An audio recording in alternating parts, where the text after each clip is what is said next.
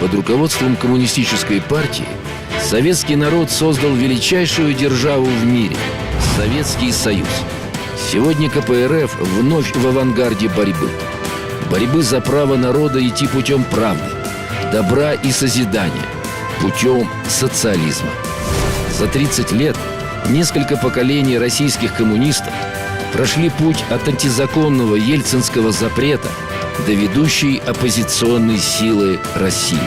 У нас есть программа, есть политическая воля, есть сильная команда, есть реальный опыт. Запад открыто заявляет о желании уничтожить нашу страну. Ради защиты России нам нужна принципиально новая политика. Нужен левый поворот.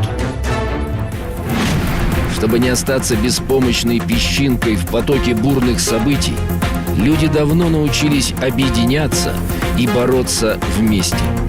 Коммунистическая партия – главный инструмент тех, кто служит самым светлым идеалам и ценностям на земле.